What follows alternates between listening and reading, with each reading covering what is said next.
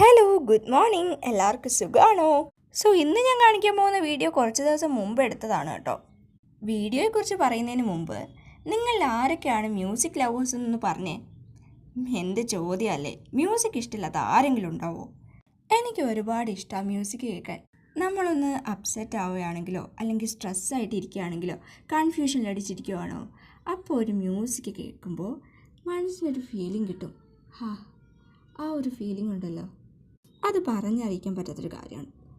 അതുമാത്രമല്ല, എനിക്കുള്ളൊരു ശീലമാണ്, ഞാൻ എപ്പോഴും മ്യൂസിക് കേൾക്കുമ്പോൾ അതിൻ്റെ ലിറിക്സും കൂടെ മനസ്സിൽ വന്നിട്ടാണ് ഇത് കേട്ടുകൊണ്ടിരിക്കുന്നത്. എത്ര പേര് അങ്ങനെയാണെന്ന് എനിക്കറിയത്തില്ല.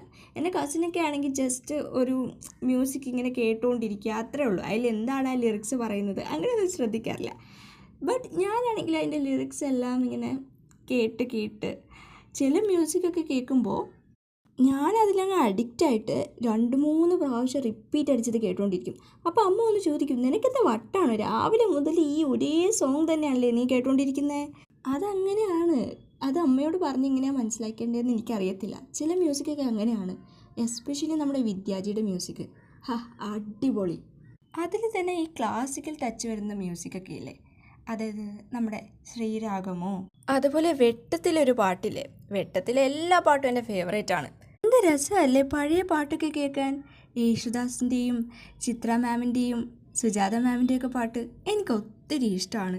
അതിപ്പോൾ തമിഴ് സോങ്സ് എടുത്താലും അടിപൊളിയാണ്. അതുപോലെ നമ്മുടെ ഹിന്ദിയിൽ ഈ ആൽബംസ് ഇല്ലേ, ഈ ഫൽഗുനി പതക് അങ്ങനെ തന്നെയാണോ അവരുടെ പേര് പ്രൊണൗൺസ് ചെയ്യണമെന്ന് എനിക്കറിയില്ല, അവരുടെ സോങ് ഒക്കെ എനിക്ക് ഭയങ്കര ഇഷ്ടമാണ്. അയ്യോ, കഥ പറഞ്ഞു വന്ന് നമ്മൾ എന്താ ചെയ്യുന്നതെന്ന് പറയാൻ മറന്നുപോയി. അപ്പം ഞാനിന്നൊരു സ്പീക്കറാണ് ഉണ്ടാക്കാൻ പോകുന്നത്. അതായത് എനിക്ക് എന്താണെങ്കിലും ഹൈ വോളിയത്തിൽ കേൾക്കണം. അതിപ്പോൾ ഞാൻ ഹെഡ്സെറ്റ് വെച്ചാൽ ഹൈ വോളിയത്തിൽ വയ്ക്കുന്നത്. അവസാനം ചെവി വേദനയായി അമ്മ വഴക്ക് പറഞ്ഞാണ് ഇപ്പോൾ കുറച്ച് വെച്ച് കേൾക്കുന്നത്. പക്ഷേ എനിക്കെന്തോ ഒരു ഹൈ വോളിയത്തിൽ കേട്ടാലേ ഒരു സമാധാനവും സന്തോഷം കിട്ടത്തുള്ളൂ. എന്താ അല്ലേ? പിന്നെ ഇതിൽ ഉപയോഗിച്ചിരിക്കുന്നതെല്ലാം എൻ്റെ കിച്ചൺ റിനോവേഷനിൽ ബാക്കി വന്ന സാധനം വെച്ചിട്ടാണ് കേട്ടോ. പിന്നെ ആദ്യം പെയിൻ്റ് അടിച്ച് കൊളായപ്പോൾ ഞാൻ സ്പ്രേ പെയിൻ്റ് അടിച്ചു, അങ്ങനെ ഓക്കെ ആക്കി.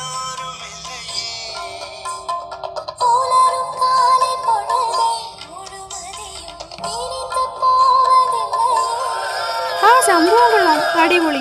നിങ്ങൾ ഉണ്ടാക്കി നോക്കണേ, സംഭവം കിട്ടുവാണ്.